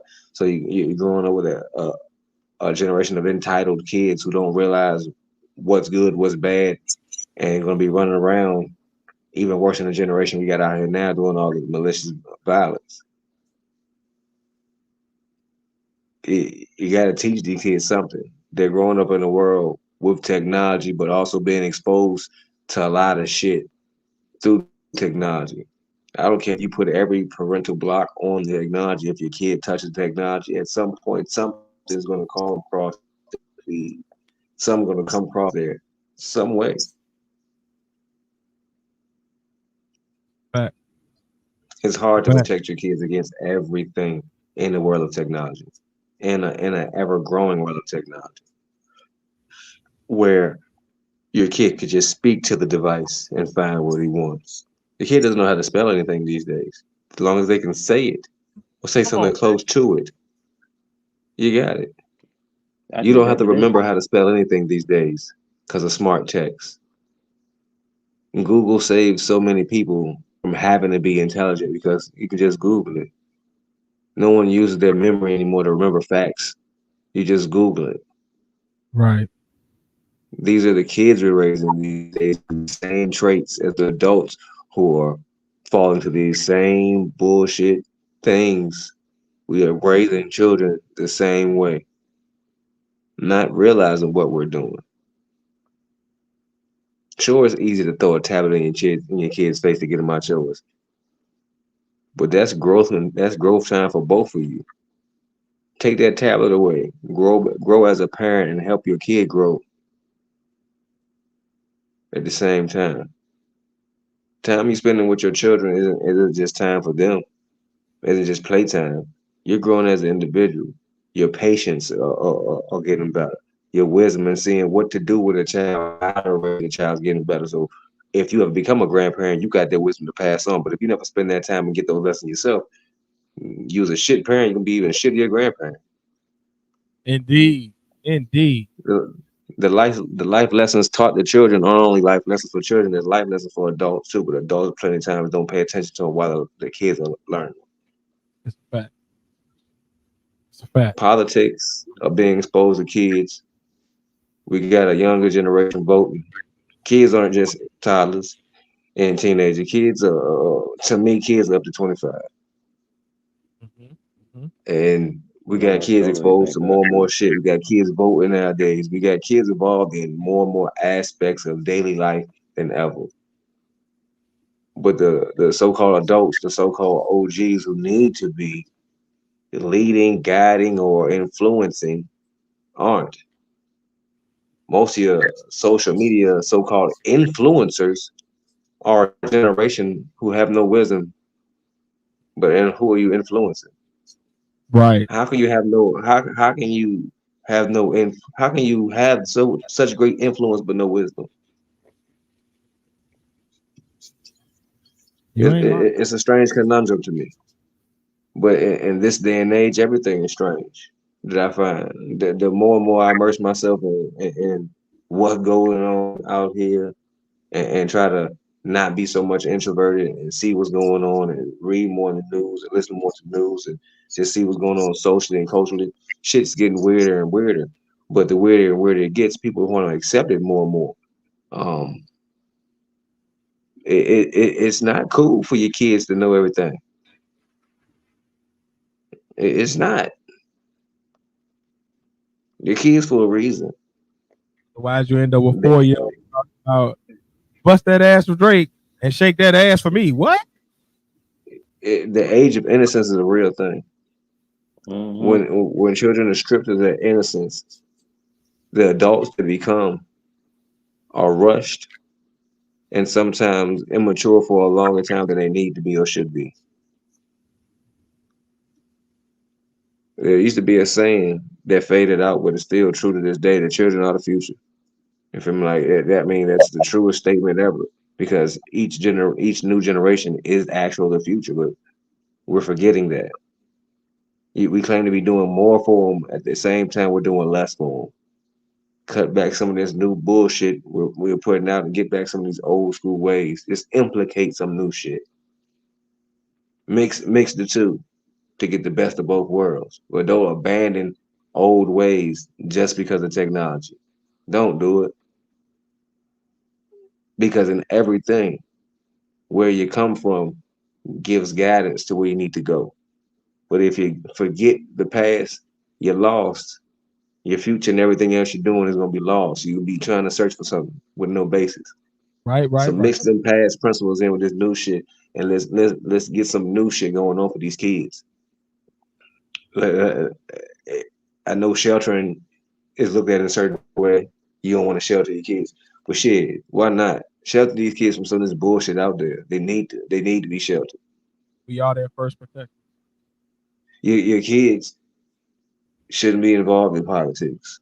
You shouldn't have your kids chanting political slogans. I mean, I can understand educating your kids and letting them know what's going on in the country to a certain extent. Your kid shouldn't have your child shouldn't have a political view. To a certain extent, I think is the key phrase. Yep. Yeah, to a certain extent. To a certain extent. Your child shouldn't be able to just pick up a tablet and see a titty when they want to. I mean that. A tablet or a phone. Please, just the children are the future, man. Just please remember that, and just keep that somewhere in your mind. And our children are the future, and if we don't pay more attention to what's going on with our kids and being done for our kids, we're gonna lose our kids, and it's gonna be too late. As we see in the current generation of young 20s, higher teens, that we keep saying are lost to this violence. When they were kids, what was going on? Right. They got lost, and now we trying desperately to get that generation back before it's too late. Right. Don't let the generation after that suffer the same consequence, man, or even worse. What?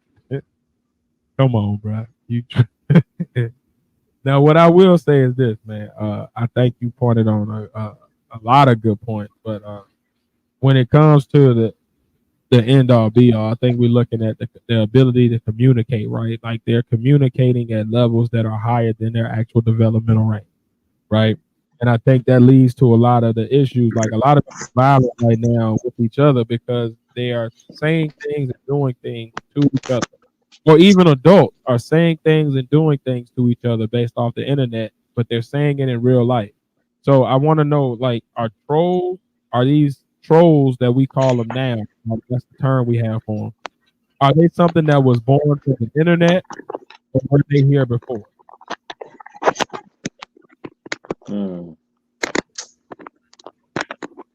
I think they probably were here before. They just didn't have that much of a voice as they do when the internet arrived. Pretty much. Like, Face, you packing? I do concur. That nigga was sounding like he was building a house, wasn't it? Yeah, man. That nigga was. I was like, that I nigga do about to be concur. ready for war. But goddamn, but yeah, I feel like they always are around. They were the sarcasm. What? Because put that back up. Wait, let's go. There hasn't been any technology we invented that hasn't been used for evil. James Cameron, you goddamn right. Yeah, that's Iron Man's problem. Whatever. Like, but I mean that goes with all things. If it's all about intent. Whatever what somebody might be able to do to a hammer might be a little bit more positive than somebody else can do what they can do with the hammer. Yeah. Pretty much. But back to trolls and everything, like they just had more of a voice and more of a protection because the sarcastic nerd dude or whatever that see like the not so intelligent street dude say something that sounds idiotic, he's not more willing to say that in a real life situation than he is Right. on the internet. You know, in some cases, for his own survival, he's smarter than that and smarter than me who say shit out loud and get because he hears something stupid and then responds. But yeah, that's pretty much it. It's like it was a marriage. It's like they found their venom symbiote in the internet themselves or whatever. Like, and now it just got to a point that everybody is trying to out troll themselves. You know, I find myself in situations on the internet. Well, not so much now, but because I really have like fall back on social media in general because I know what it does pretty much. But before I would just post stuff just to see how people respond to certain topics. You know, just in general, just because I'm bored. And then every once in a while, and it might be something I'm passing about that every once in a while somebody comes up there and I don't know, maybe they peep how I look and they don't think that I'm a sarcasm god myself, and then they try me out or they try my intelligence and then they get outdone. Like yeah, you can't out troll someone that yeah, that does that shit in real life. Pretty much. Like there's a lot of people. I really do believe in situations like that. Trolls themselves, they they were created from the internet, but they always been here. They always been around. It's just that. Matter of fact, I would say they always been around on the internet in general. Before regular people have gotten into social media and stuff like that, there always been trolls on the internet because I can talk shit and you don't know who I am or where I live and all this other shit. There's always been trolls. But You know what I would say? Oh, go ahead. I would just say it's just with the increase of like technology and social media and chat platforms in general, they're more noticeable now to the point that we can put a name to them. Right. Mm-hmm. I definitely agree with you that trolls have been here since. I feel like trolls have been here since the beginning of time. There's always been somebody that wanted to disrupt the calm and the harmonious coming together of people because they felt like they weren't necessarily a part of it for whatever reason. They felt like an outcast. I feel like trolling in general comes from some type of insecurity. Like, I don't feel comfortable or I don't feel a part of this thing, so let me disrupt it just because so that I can now get attention on me or get the feeling that I was looking for or make people feel bad because I feel bad. But I think that what you said was a huge point. Like, I think the internet has removed the gatekeeping from trolls. I feel like it used to be the kid in the class that said that one thing that just went against everybody just because there was a face-to-face factor. So that kid had to deal with the rest of the class looking at him like, what the fuck are you talking about? Shut up. Or they had I was just to read that like that person really had to actually believe that shit for him to actually go out there and say it.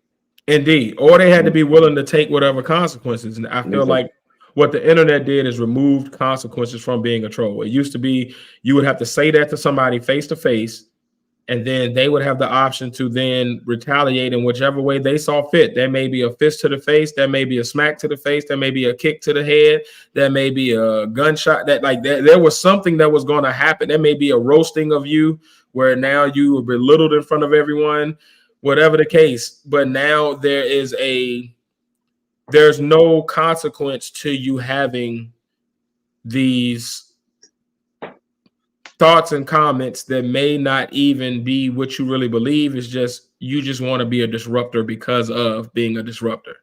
Mm-hmm. And I think that there's a fun way to troll. You can say things that are universally funny that people are going to laugh at, and everybody's going to understand that you're not really serious, you're just joking. But then there's a lot of people who like troll with things that are taken seriously. They troll about kids dying, they troll about relationships breaking up, they troll about people's physical appearance, and that person may not be able to change that physical appearance. And it's not roasting, it's because roasting is usually I'm involved in it. Mm-hmm. You roast me, I'm understanding that you're roasting me, I'm a part of it, and I have the ability to separate myself or not. When it's trolling is when like you're throwing some shit into the mix that nobody asked for and nobody can really get away from. It's already there. It's going to be there, whether we want it to be or not. We don't have a choice of like removing you from the equation anymore.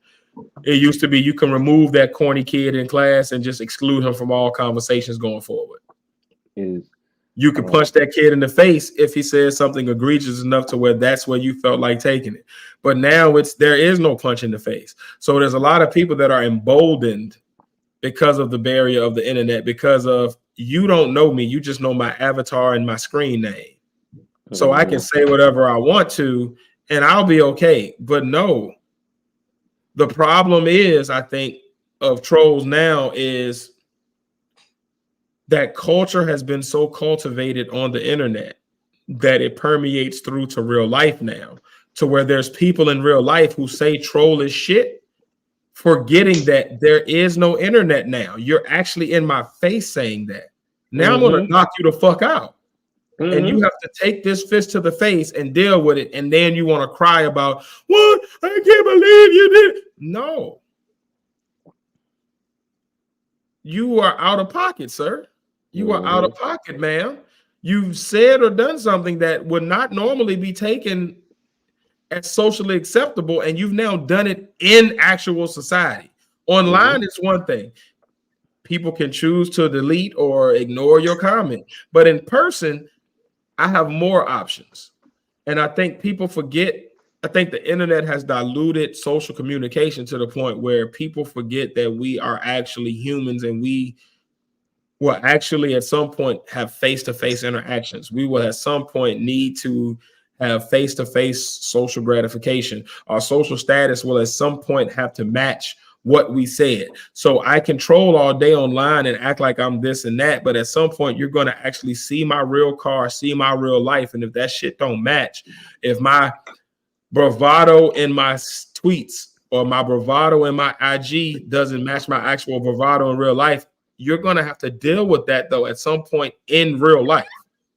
And I think that's why you see kids fighting more and shooting each other more. I think that's why you see people having more, like these young rappers dying earlier for internet beefs.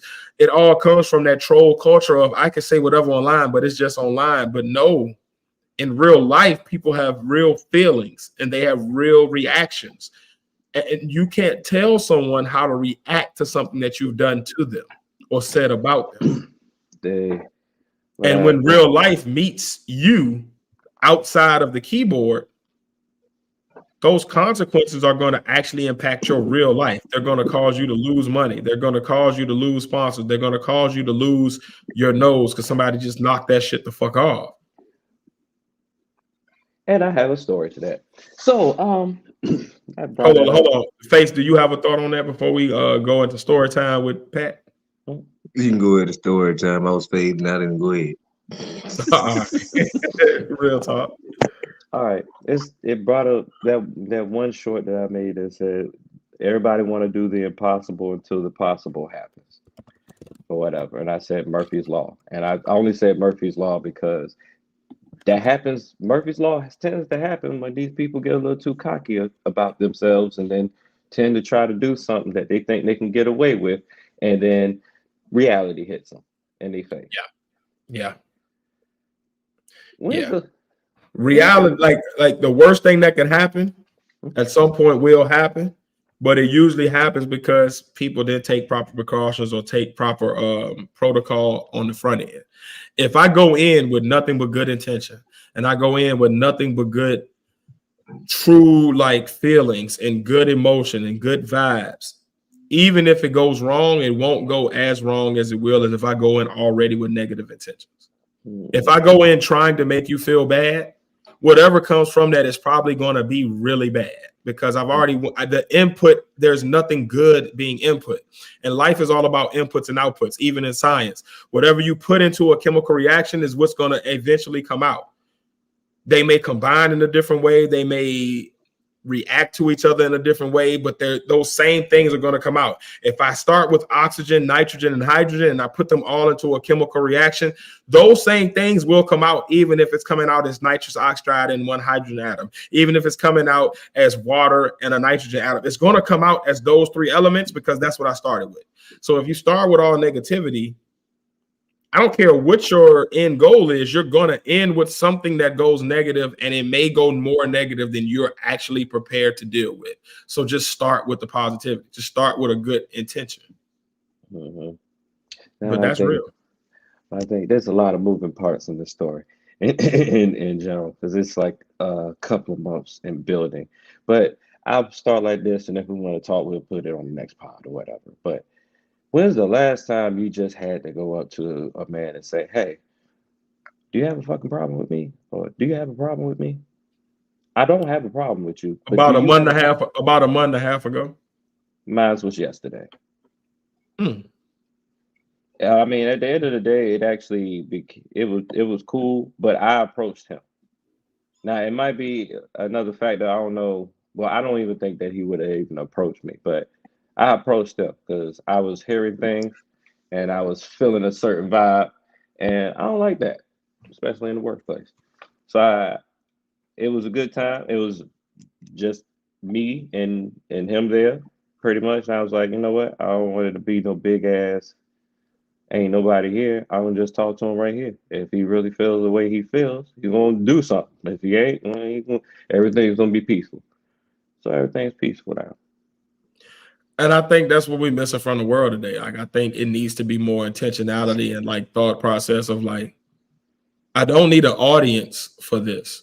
Let me interact with this person on a just base human level. Whether that's in a confrontation mode, whether that's in a caring mode, whether that's in a let me see if you are right mode, but like everything don't have to be for public consumption. It can just be personal, interpersonal interaction where I just see what the temperature is. And that could be me coming to say, are you okay? I noticed this about you. Do you need help? I don't need to have an audience for me to give you help. But that can also be in a situation like that of like, hey, do we need to shoot the fair one? Are you good? Like, why is this negative energy coming off you towards me? And I think when we get back to like, because when we was growing up, that was the situation. It was, I got a problem with this kid in my class. I'm going to see him when I get off the bus. Me and you got to fade this out. We either going to fight or we going to be friends. But one way or another, we about to deal with this right now, me and you. And that don't need an audience. Me and you might be the only two that's getting off at this bus stop. But we going to deal with this. And if it's a knockdown, drag out fight, we just going to go to school tomorrow with lumps and bruises together. But we going to deal with it. And I think we don't do that anymore. I think it's, if I have a conversation with somebody, now I got to post it to Twitter so that everybody sees this whole long thread of what we talked about. Why do I need an audience for that? What's the intent of that? There's no positive intent of me showing off what we talked about. If we talk, let's talk. Let's have a real interaction, a real conversation, and deal with it. Because what I find is most people, when you're just one-on-one with them, are completely different than they are in front of crowds. Amen. Because crowds make them have fake courage. Crowds make them feel like they have to live up to a certain image. But when it's just you and that other person and you actually talk it out, usually people will come to a common ground, because usually people are not necessarily looking to be violent. They're more or less looking to solve the actual issue that's at hand, or they're actually looking to correct something that they see. Most people aren't looking to have to defend themselves and helping somebody. They're looking to just help the person. And I think that's a huge thing. I respect you for doing that. But yeah, I'm a firm believer in, I'm not going to leave no shit in the air. Like, if I feel something, what's up? Me and you, not me, you, Jack, Jill, and all of that. Yeah, the pull-up announcement. Exactly. Like, I'm pulling up on you, and I'm going to say it to you in conversation. What's up with you? Me and you, not everybody else. What's good? How do you want this to go? Is this something that we can work out? Do you feel like it's past that? If so, then how do you want to do it? Do you want to shoot it out? Do you want to fight it out? Do you want to smack it? Like, what's your choice in this matter? And then we go from there. But I'm gonna always try to approach it from a me and you, let's have the conversation. Because whatever come after that, it's gonna affect me and you more than everybody else. Everybody else gonna get the ha-has and the kikis and the look at that. But me and you got to deal with the actual implications of whatever that interaction is. So that, and I think that's what the internet has called it. It's remove that it's me and you got to deal with each other, and took it to, I can hide behind the masses. I can throw this out into the zeitgeist and hide in the crowd until somebody pull your IP address and they're knocking at your front door like, what was that you said? And I think that's where a lot of the violence comes from these days. A lot of the violence coming from these days is not from you actually saw me, we saw each other and had an issue. It's coming from you said this online, so I'm gonna react to this that you said online and make it worse. And now we've pumped it up, and now the crowd has us both feeling like we have to do something that neither one of us may actually want to do. But now it's a pressure added there from society that wouldn't have been there if you had to say something to me personally, and then I responded personally. And that's what's missing. That's what took it from, I think, our age where it used to be we were getting knocked down, drag out fights maybe, but everybody went home. Now it's somebody is going to get shot on Instagram Live. Because you that sensitive. Because it went out of hand, because everybody else also chimed in. It's the same thing with relationships, to go back to our initial point of just like the internet has caused everybody else to have a say-so and a voice and add pressure to situations that if those two people just worked it out amongst themselves, it probably wouldn't be as extreme. I just saw a post that said New York City considers social media an environmental toxin. I believe it. It is. It is.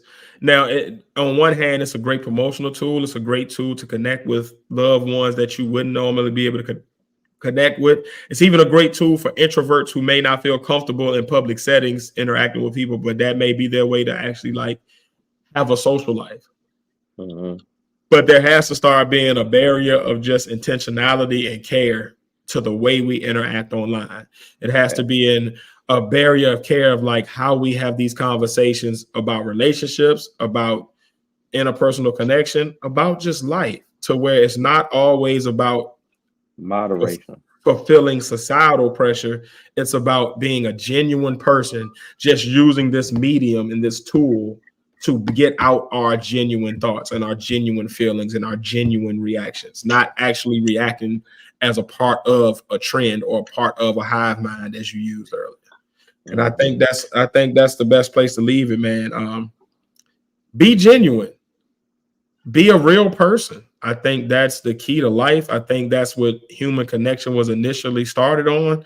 And I think if we get back to just being real people with real thoughts, real opinions, real feelings, and allowing those real things to show and not trying to conform to this a hashtag or a trend or what everybody else is saying, I think we get to a place where we can actually start rebuilding human connection and not internet connection. We get from being robots to actual people again.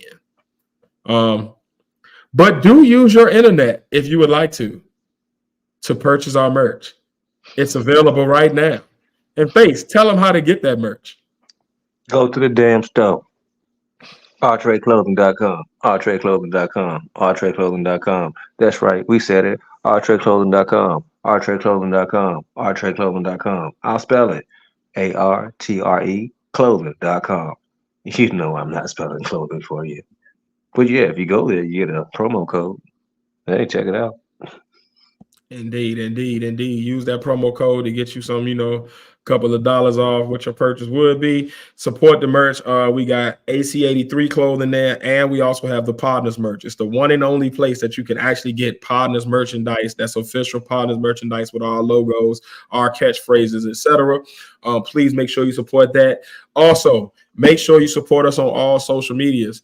We are actually authentic people. If you're hearing something from us, it is our genuine thought, and we're willing to have a genuine conversation, which is why most of the time, even when people disagree with us, we have the conversation with you in the comments, in the chat, and we don't mind disagreeing in a way that even if we come to a place where we just agree to disagree, there's no hate, there's no anger. It's just all coming from a positive place. So please make sure you support us on social media. Pat, how can they do that? @THEPODNAS. That's @THEPODNAS. That's the Twitter. That's the Twitch.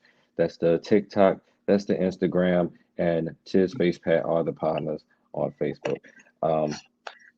We're eventually going to get there, but nobody ever be on Facebook no more. And I also thought it would be funny if Face had clothing as a promo code. That would be funny as fuck. And still not spell it though. And still not spell it for him though. And I'm still not gonna spell it for you. Figure that shit out. If you guess, if you know how to spell, you get the promo code. If not, you just pay full price. That's real talk. Oh shit. But yeah, man, support us on all those socials. Padawan gave you the @ and all of that for that. Face gave you the information on the merch.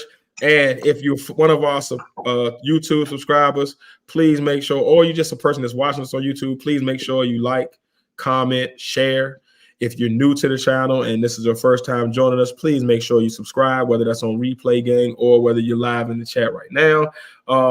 Shout out to our fourth partner, Last Call, who joined us last week live and who's always in the chat. We appreciate your support.